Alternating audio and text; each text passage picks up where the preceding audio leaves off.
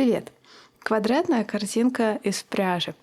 Я не знаю, как вы, но лично я не очень люблю вязать квадрат из центра. Мне кажется, такой квадрат немножко несовершенный. Он все время куда-то пытается косить, все время пытается как-то скруглить свои углы или даже пойти волной.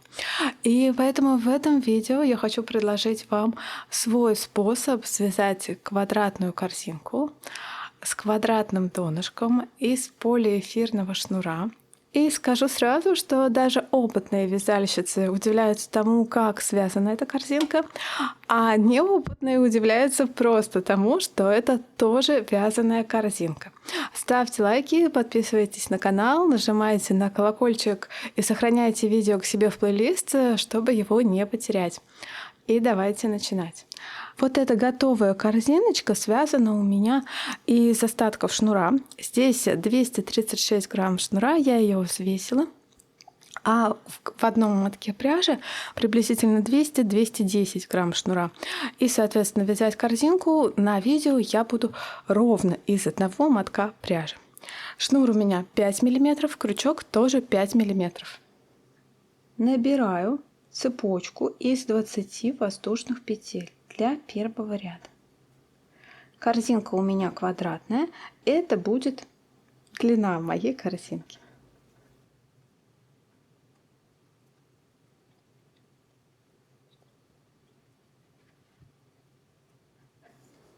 Первый наборный ряд готов. Добавляю одну петлю подъема на второй ряд. Вставляю крючок во второе звено от крючка, подхватываю рабочую нить и вывожу эту петлю через петлю на крючке. Это соединительная петля. В следующую точку опять вставляю крючок, подхватываю рабочую нить и вывожу петлю через петлю на крючке. У меня должно быть 20 соединительных петель для второго ряда. Первая петля подъема плюс 20 соединительных петель. Вяжу так до конца ряда.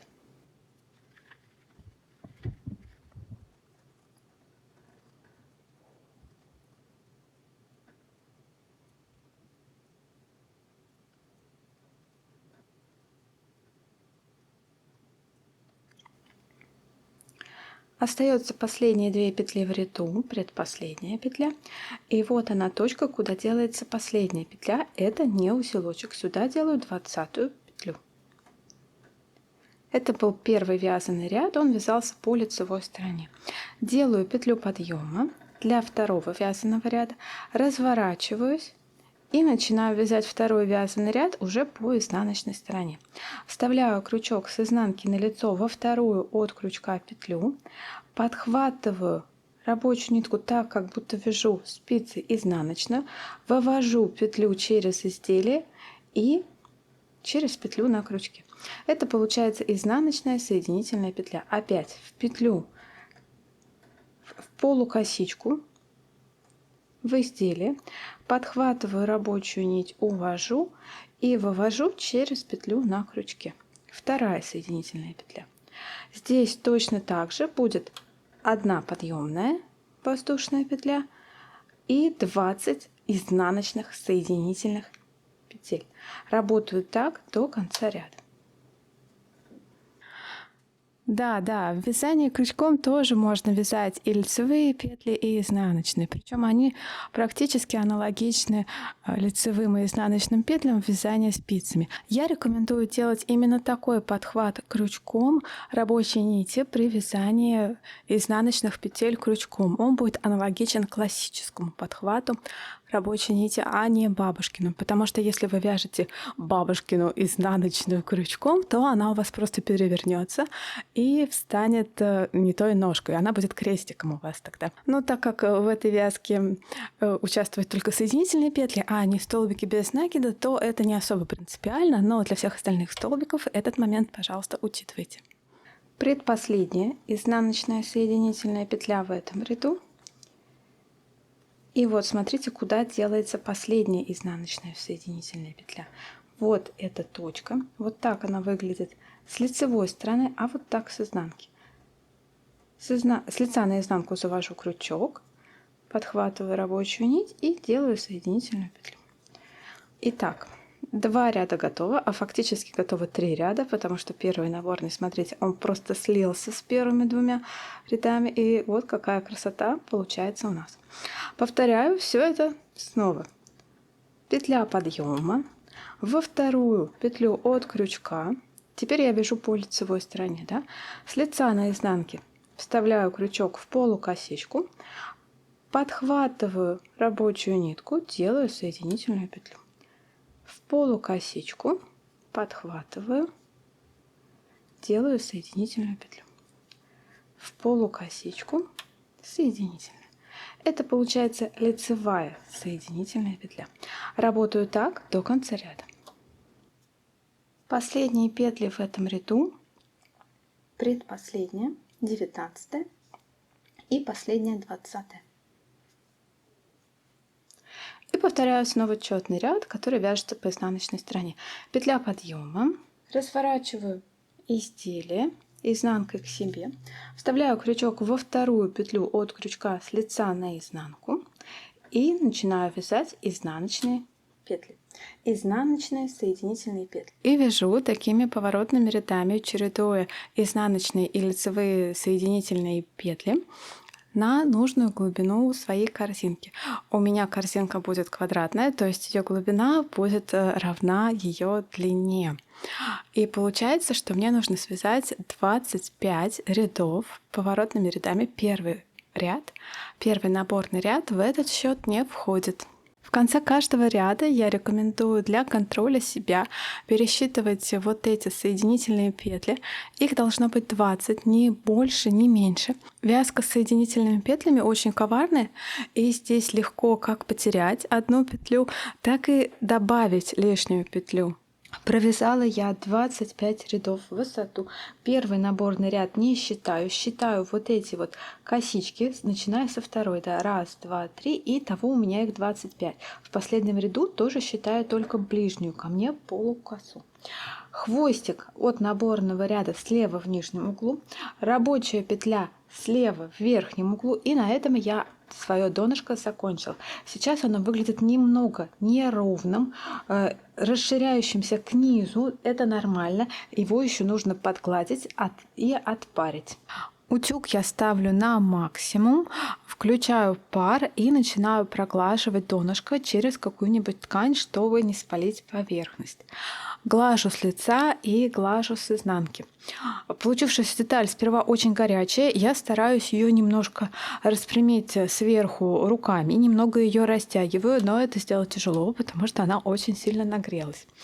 Вот такое получается донышко в итоге после глажки. И дальше можно уже переходить к обвязыванию донышка по спирали и формированию стеночек.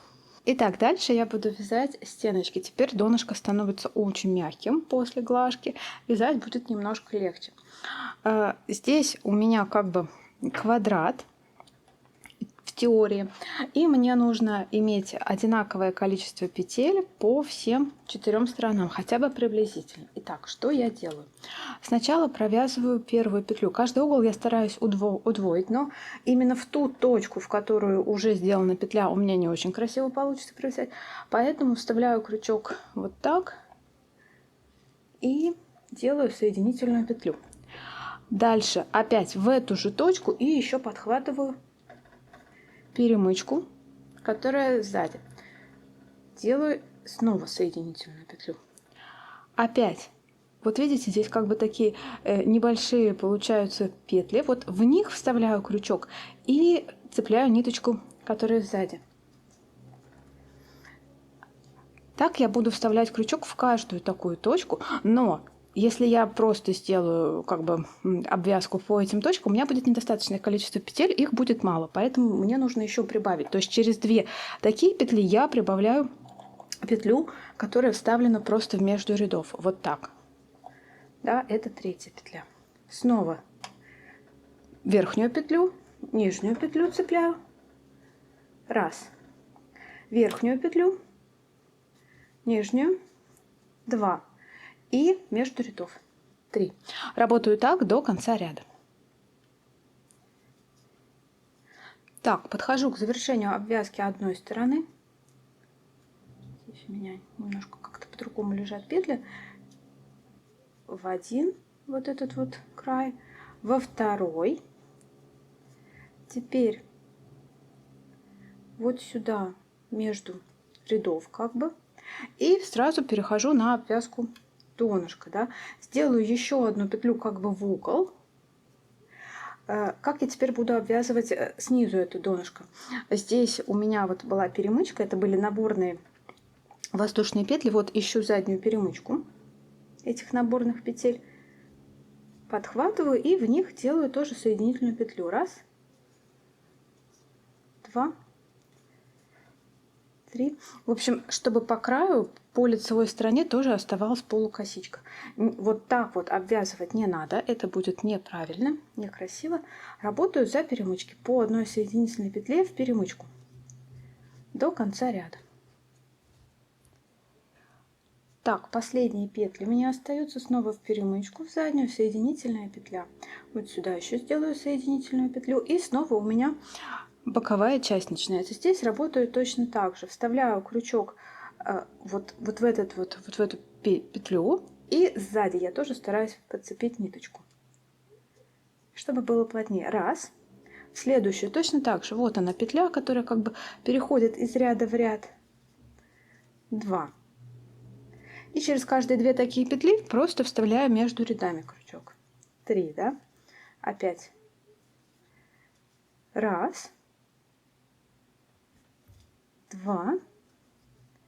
И между рядами 3. И снова работаю так до конца вот этого бокового ряда. В конце ряда делаю снова вот в эту петлю и сзади тоже подцепляю ниточку. Раз. И снова перехожу просто на обвязку уже самого обычного лицевого ряда соединительными петлями. Так, здесь в угол добавлю вторую петлю вот так. Введу крючок. Раз. Ну и дальше по одной соединительной петле в каждую точку, точно так же, как мы вязали на донышке лицевые соединительные петли до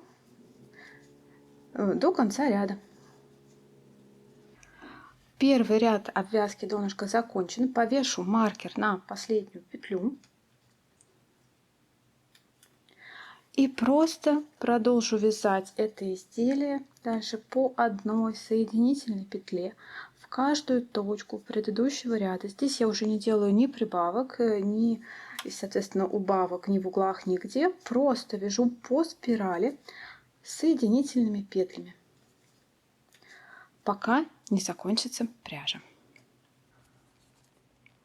Такая вязка очень плотная, очень хорошо держит форму. Пряжу тоже хорошо кушает. Расход у пряжи здесь выше, чем на обычных столбиках без накида, но и форму такая корзиночка будет держать намного лучше. Плюс поверхность этой корзиночки будет абсолютно напоминать плетение, допустим, лозой или, может быть, каким-то другим материалом, и о том, что это поверхность вязаная, сможет догадаться человек, если только вы ему об этом скажете. Если он не вяжет, если он не разбирается в вязании, то никогда в жизни никто не догадается, что это просто связано крючком. В высоту я провязала 16 рядов и остановилась в углу с маркером. На этом моточек мой закончен. В углу я останавливаюсь, просто провожу взглядом прямую линию от низа до верха корзинки. Я не высчитываю по петлям, потому что хоть рисунок очень ровный и напоминает плетение, все равно, смотрите, он немного смещается по диагонали вправо. Итак, останавливаюсь в углу и дальше просто ликвидирую вот эту ступеньку последнего ряда, вытаскиваю нить, пропускаю одно звено, вставляю крючок под обе дужки следующего звена, беру рабочую нитку, увожу ее на изнанку и затем с изнаночной стороны завожу крючок в перемычку и в последнюю петлю вот так. Подхватываю рабочую нить и увожу на изнанку. Здесь я все подтягиваю. И вот так, смотрите, более-менее ступенька становится незаметной, и она приходится на угол. Ниточку дальше я подрежу. Излишки нити я обрежу. Оставляю небольшой хвостик, заплавляю его, чтобы он не размахрился. Беру крючок меньшего размера и прячу этот хвостик на изнанке. Так, чтобы с лица ничего не появилось и было все ровно и красиво. Размеры моей корзиночки: в ширину, наверное, 14,5, в высоту, ну, допустим, столько же, может быть, 14-15, или в глубину, а вот в высоту, ну, где-нибудь 10. Здесь, конечно, все приблизительно, потому что это ручная работа. Напоминаю, что на одну такую небольшую корзинку у меня ушел ровно один моток шнура, то есть это 200 грамм. Как посчитать количество рядов, которые я связала на стеночках, да? Вот смотрите, донышко этой корзинки. Здесь тоже такие параллельные ряды, которые образуются этими соединительными петлями. И затем они плавно переходят в одну стенку. И с противолежащей стороны все то же самое. Тоже плавно переходят в другую стенку. И считать ряды на стеночках здесь не очень удобно. А вот эти стеночки, они получаются перпендикулярны рядам донышка. И здесь как раз я и считаю. Считаю 1, 2, 3, 4, 5, 6, 7, 8, 9, 10, 11, 12, 13, 14, 15, 16. Здесь 16. И здесь, соответственно, тоже 16. Значит, у меня связано 16 полных рядов. Такую корзинку можно использовать в интерьере для чего угодно. Можно туда сохранить свое рукоделие, какие-то предметы, которые вы используете, нитки, может быть, бусины, может быть, какие-то инструменты. Можно также красиво ее украсить салфетками и подавать, допустим, в ней на стол конфеты или печенье, или даже просто хлеб туда положить можно. Будет смотреться очень красиво и аккуратно. По материалу это полиэфирный шнур, и ему, конечно, сносу не будет. Этому материалу его можно стирать, соблюдая температурный режим, его можно гладить, вы это все прекрасно видели, да. И, естественно, так как это синтетика, ни одно живое существо жить в нем тоже не захочет. Надеюсь, что вам понравилось это видео. Ставьте лайки, задавайте вопросы в комментариях. Спасибо за внимание. Пока-пока.